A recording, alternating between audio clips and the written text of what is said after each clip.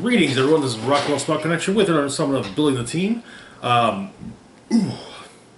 With Halloween coming up, my play group is doing our annual. We're doing an annual Halloween game. Possibly speaking, it depends. We might be trying something else, which, if it looks like that might be a possibility as well, I will be doing a second building the team video later this week to cover the build for the other thing we might be doing instead. However, we're doing this week, currently at the moment, we're doing 600 points. All officers on the team must have either the mystical or monster keyword. It doesn't have to be a mystical or monster theme team, just everyone on the team has to have one keyword or the other. So we're going to kick things off with a Codex team. Starting off with Spider Carnage. For those unaware, this is from the Absolute Carnage Miles Morales miniseries, wherein Miles got basically possessed with one of Carnage's symbiote drones, basically, and became one of his minions. Spider Carnage comes in at 40 points, has the Codex, Maximum Carnage, and Monster keywords, as well as the Maximum Carnage trait. Once per turn, when Spider Carnage hits, after resolutions, deal 1 penetrating damage to up to 2 opposing characters that weren't hit, but are adjacent to a hit character. Always nice to, always fun to be able to mess with people that are, mess with people doing the whole group thing. Next up, we have Symbiote Codex Hunter. Plasticity, shape change. When Spider Carnage KOs an opposing character after resolution, is healed 1 click. If that character has a Codex keyword, heal 3 clicks instead. Okay. Looking at his dial, it's kind of short, but only 40 points. On speed, we get a special power, 6-Armed Terror, which gives Spider Carnage leap, climb, and sidestep. As a power action, you may make 3 close attacks with a maximum damage value of 3. So, okay, alright. Then we get some Flurry, some Precision Strike, some Blaze Claw's Fangs, Super Senses, Combat Reflexes, and some early dial Battle Fury, which will actually be very useful in dealing with, other characters with the Codex keyword or the Symbiote trait, because Battle Fury ignores shape change. Next up, we've got She-Venom.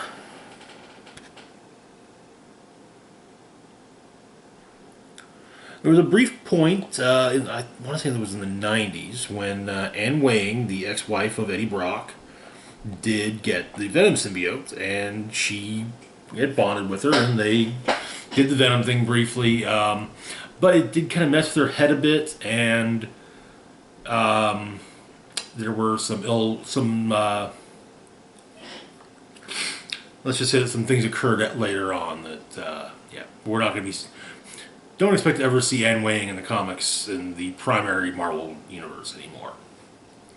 Anyway, She-Venom comes in at 60 points, has the Codex and Monster keywords as well as improved movement in hindering terrain. She has 2 traits, Symbiote, giving her plasticity and shape change, and Along Came a Spider. When She-Venom hits after resolution, a hit character gains immobile until your next turn. That's very useful. If a character's immobile, they can't be placed. Also, the only thing they can do would be if if they're not fully tokened, they can attack, but they can't move. No sidestepping, can't be TK'd away, can't be carried away, they're stuck there. Anyway, looking at her dial, and we're going to focus on the primary dial, not the alter ego dial. She opens up with some Running Shot, followed by Sidestep. We get some Precision Strike, followed by Incapacitate, followed by Blaze Claw's Fangs at the end. We get some Toughness, followed by Combat Reflexes. Then on damage, we got some mid-dial Perplex, which is, of course, quite useful. Honestly, for 60 points, that's not bad. At all. Next up, we've got the Prime Venom. This is Venom basically taken over by Carnage a bit. But Venom here comes in at 80 points. He's got improved movement or elevated hindering terrain, as well as the Codex, Maximum Carnage, Sinister Syndicate, Spider-Man Family, Monster and Reporter keywords. We also have the Symbiote Codex Hunter trait, just like on Spider Carnage. In fact, all of the primes in Absolute Carnage have the Symbiote Codex Hunter trait. On the downside, however, no one has a means of making them or allowing them to work to be used together on a team. So, yeah, even if I had, I do have two of the primes, but I can't use both of them on the team. So, yeah. Anywho, he's also got the Spider-Man ally team ability, making him a wild card. Looking at his dial, we open up the special speed power, Driven Mad by Null. Charge, but do not have speed. When Venom uses it, after resolutions, deal 1 penetrating damage to each adjacent character, friendly and opposing. We get regular charge, then some flurry. We open up with some Blades Claw's Fangs, which gives way to some Quake, and then we get some late dial Steel Energy. On defense, we've got Indomitable, always nice. And he opens up with some Invulnerability, followed by Toughness, followed by a stop click. The symbiote is taking over. Toughness. Free. Roll a d6. 1. Give Venom an action token. 2 through 5. Choose one to last until your next turn. Impervious or regeneration. 6. Heal 2 clicks. Okay. Alright. And then we get on damage. We have some close to late dial, close combat expert. We also have some pretty solid combat values, with the lowest being a 9 attack and a 7 move. But yeah, and those are near the end anyway, so yeah. Not too shabby. Next up, we've got Venom Captain Marvel, who we have used previously. I do love that skull. It does look really cool. I'm indifferent to the whole Mohawk on Carol thing, but I know there are those who aren't a fan. Venom Captain Marvel comes in at 110 points. She has improved movement, ignores and destroys blocking terrain, as well as the Avengers, Codex, Guardians of the Galaxy, Kree, Cosmic, and Monster keywords. We got 3 traits. Symbiote, just like She-Venom, so plasticity and shape change. Calling help from the Venomverse.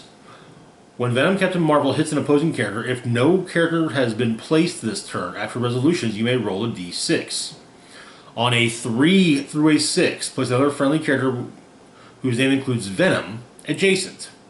And we do have 2 options in the form of She-Venom and, well, Venom. Finally, Higher, Further, Hungrier, which gives Venom Captain Marvel Steel Energy.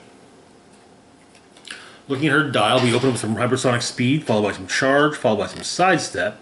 On attack, we start off with nothing. However, we click into the special power Tongue Sash, which gives her Quake and causes her to deal penetrating damage. And that's just period, not only when using Quake or when making close attack. No, that's period in discussion. Defensively speaking, we open up with Indomitable, and so we got some willpower all around. Invincible, followed by Toughness. On damage, we open up with Probability Control, followed by Perplex. Not too shabby in the slightest. Next up, we've got another somewhat familiar face, the Red Goblin. We used old Gobby here a few weeks ago. Once again, he's at full points of 110. He's got the Sinister Syndicate team ability, as well as the Codex, Maximum Carnage, Sinister Syndicate, and Monster keywords. We got 2 traits. First off, Carnage Symbiote and Pumpkin Bombs. Basically, he can start the game with either attached or either equipped.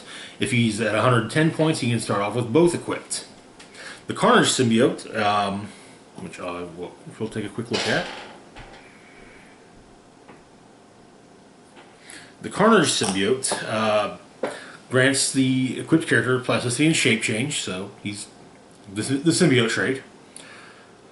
And when this character KOs an opposing character after resolutions, heal 1 click. If that character had the Codex keyword, heal 3 instead. He also has the Codex Hunter key. It also gives him the symbiote Codex Hunter trait. Next up, that's Norman Osborn, the Carnage symbiote. Steel Energy. Opposing characters with Spider-Man family keyword decrease their D6 rolls for super senses by 1. Okay, alright. Looking at his dial, we'll just be looking at the primary dial, not the alter ego dial. We start off with a good chunk of charge, followed by some flurry. Blades, followed by poison. He's got Indomitable on defense, so built-in willpower. Opens up with the special power Symbiote Armor, giving him invulnerability and allowing Red Goblin to reduce penetrating damage. That then gives way to toughness. Then on damage, we open up the special power Everyone you ever loved, Parker, they're all dead.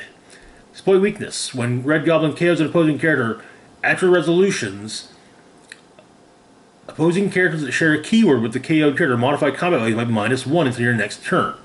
And then we have one final click of just regular exploit weakness.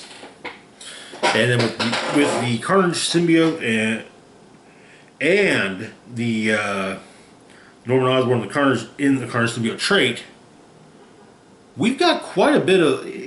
Ideally speaking, he's going to be sticking around for some time. So yeah. Next up, we've got. Oh yeah, that's what. So we went with the Carnage symbiote. We did not have a look at the pumpkin bombs. Pumpkin bombs give energy explosion with a minimum range of 4. Knockback, but only in range attacks. Character can be range destroy action regardless of the damage value. Okay, all right. So if they can do at least normally with a destroy action, you have to be able to do at least 3 damage. With pumpkin bombs, if you've got them, you can just do it you can have a 0 damage and still pull it off. So yeah. Finally, we've got Absolute Carnage.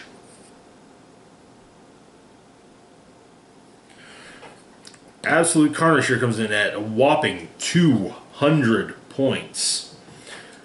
He's got the Codex, Maximum Carnage, and Monster keywords, as well as improved movement ignores elevated and hindering terrain. Oh, Red Goblin's Codex, Maximum Carnage, Sinister Syndicate, and Monster. Monster. Yep, okay, good. It's got a trait, Carnage Symbiote, which allows him to start with the game with the Carnage Symbiote attached.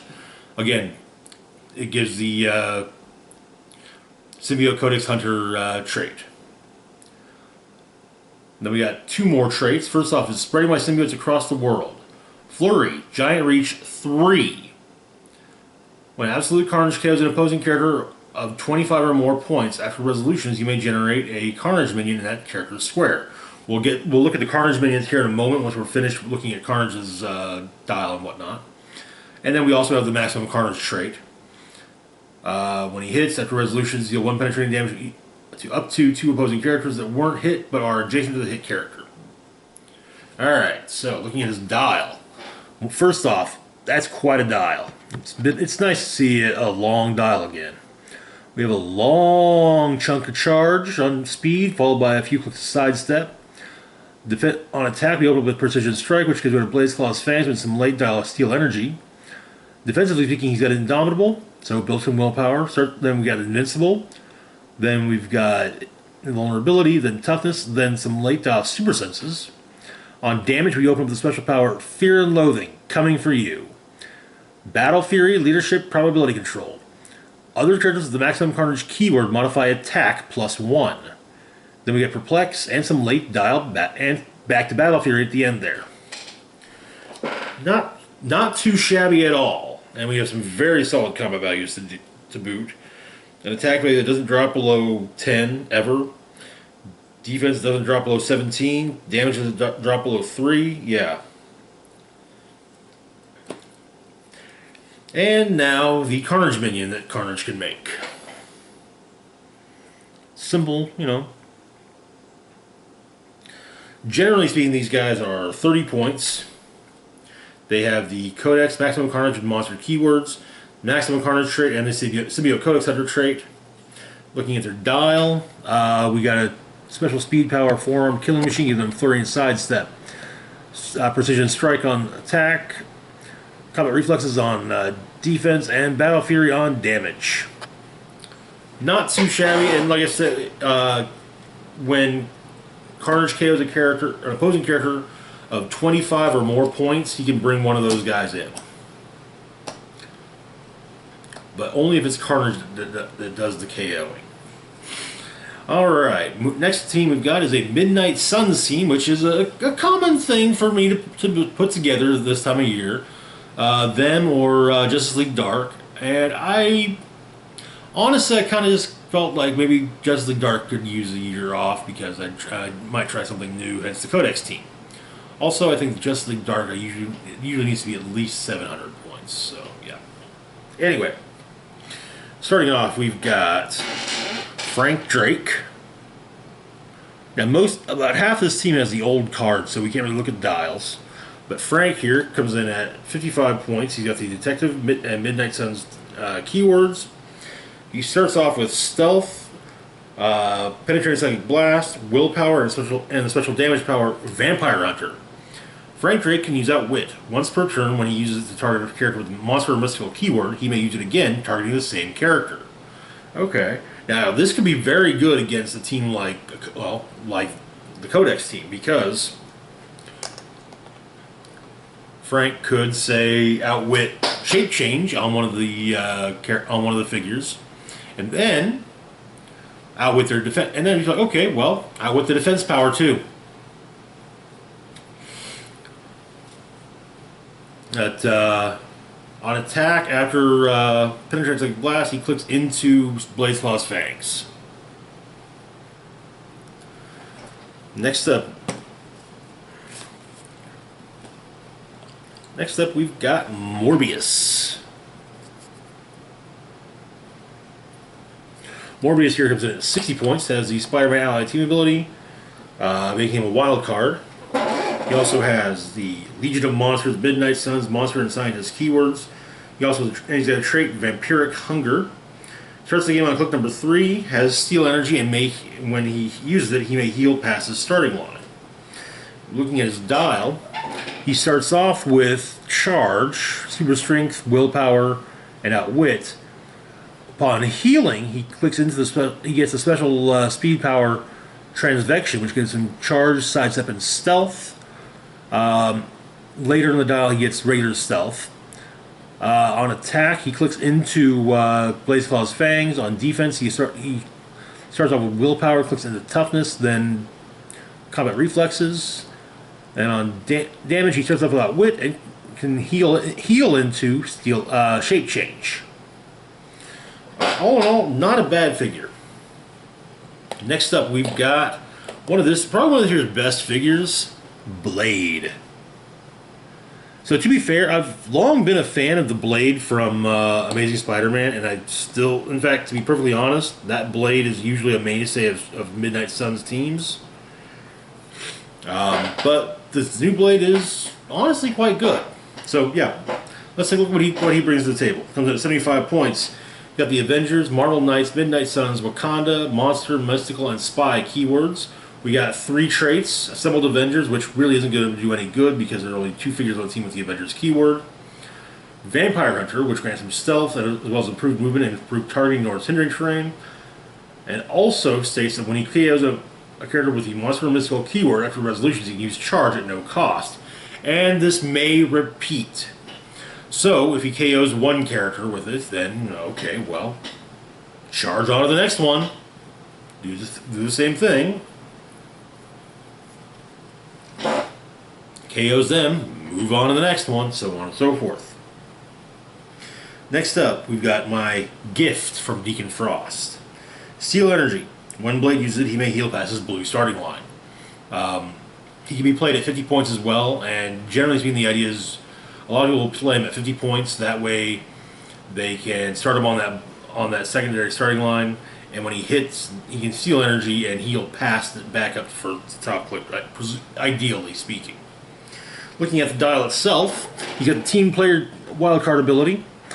He's got a few clicks of charge, followed by a few clicks of sidestep. Nice long stretch of Blaze Claw's Fangs, followed by a little bit of Penetrating Psychic Blast. We get some toughness, followed by combat reflexes, followed by some late dial regeneration. Also, he's got Indomitable on defense, always a nice thing to see. Damage-wise, we open up with a special power. Yeah, they call me the world's greatest. Blade is protected in Mystic's team ability. When Blade attacks a character with the monster or mystical keyword, that character can't use defense powers for this attack. Ooh boy, yeah, that's nice. Then we get some late dial exploit weakness. Which, to be perfectly honest, he doesn't need exploit weakness to do stuff, because, well, he's got that. What you do have to worry about, though, is having that damage power outwitted. So, yeah. However, if it is, there is at least a potential fix. Ghost Rider, our next figure. This is Ghost Rider from the Fantastic Four Fast Forces set. Comes in at 75 points. He has the Fantastic Four and Mystic's team ability. He also has the Fantastic Four, Marvel Knights, Midnight Suns, and Mystical Keywords. And we got 2 traits. A new kind of fantastic teamwork. When Ghost Rider hits with a close attack until your next turn, other friendly characters with the that's not actually no, that won't help Blade if he has that damage power outwitted. Okay. Next up, we have the new Fantastic Four, Passenger 1, but only carry characters with the Fantastic Four keyword.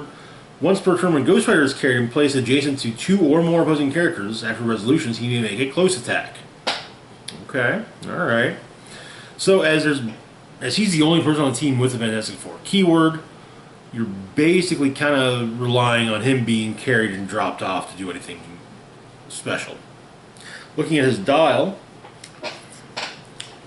we've got 3 clicks of Running Shot, followed by 3 clicks of Plasticity. We get, on attack, we open up the special power, No Hiding from Judgment. Penetrating Psychic Blast, improved movement, ignores hindering terrain. Or improved targeting, ignores hindering terrain. When making a range attack, if Ghost Rider's line of fire crosses hindering terrain, modify attack and damage by +1.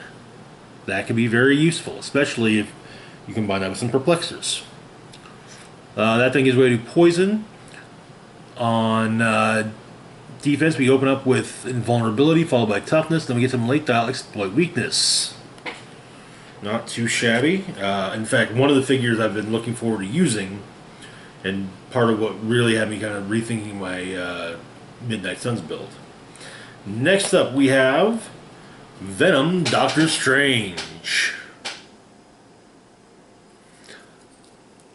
Venom Doctor Strange here comes in at 90 points, has the Defenders of Mystic's team abilities, as well as the Avengers Codex, Defenders, Midnight Suns, Monster, and Mystical keywords.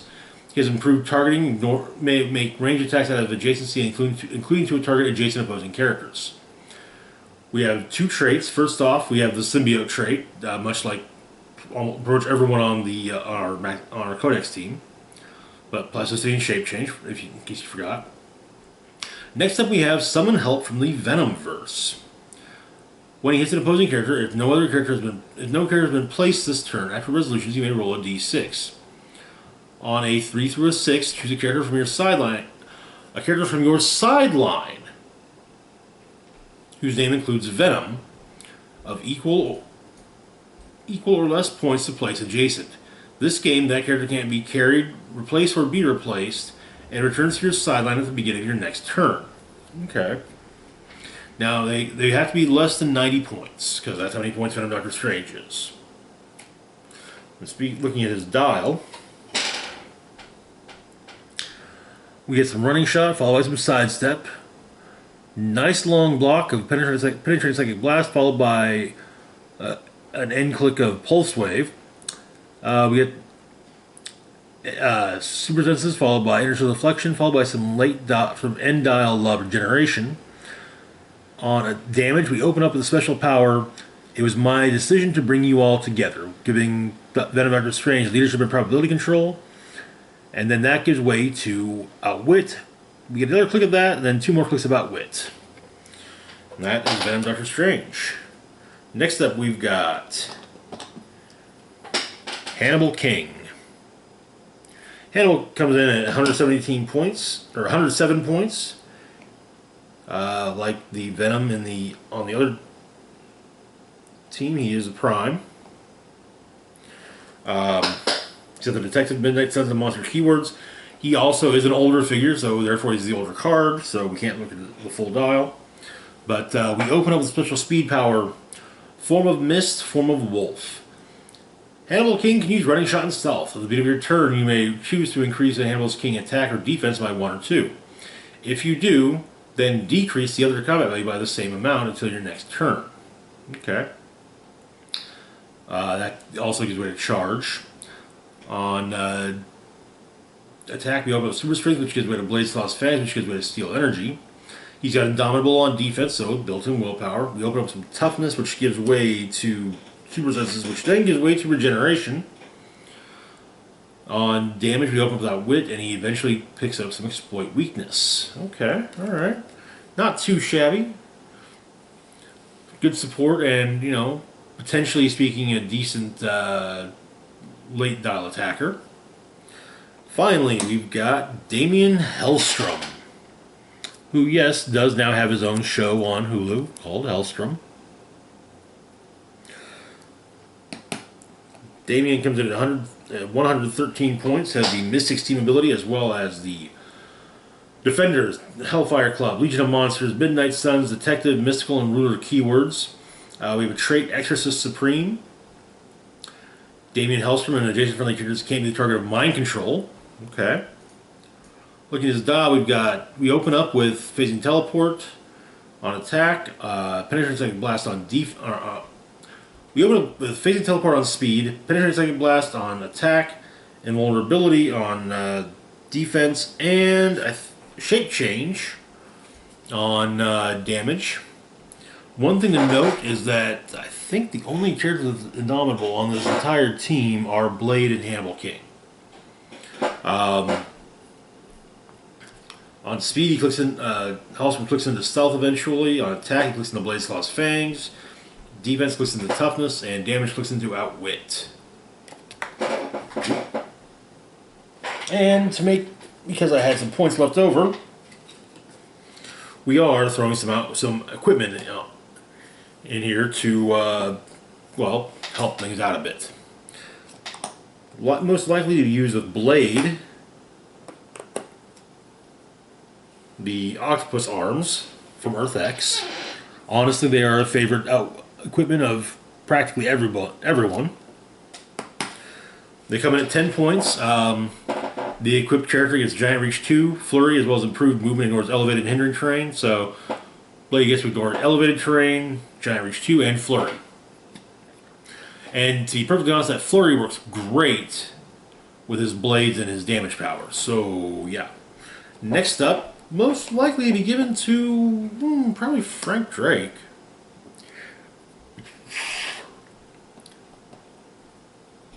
The Mind Gem. The Mind Gem comes in at 10 points. Its effect is to modify attack +1, and the equipped character gains Mind Control and Incapacitate. When they hit, if the attack roll was 10 or higher, after resolutions, they can use Mind Control at no cost, and this can be repeated if you continue to roll 10s or higher. And that's it for now. As I said earlier, in the event that the larger scale game is decided upon, then we'll be doing another building theme later this week with that, showing off the build for that. It could get as high as 1,800 points. But, in fact, it probably is really more a case of, we'll start off at the high point and then kind of say, okay, in the event of this many points, then we'll take this and this out, this many points, that and that, yeah, so on and so forth. But anyway, that's it for now. We'll be back tomorrow with a couple days actually, because work schedule, with the weekly comic book roundup. As always, feel free to like, share, and subscribe. Links to my Facebook, Twitter, Patreon, and PayPal can be found in the description box down below.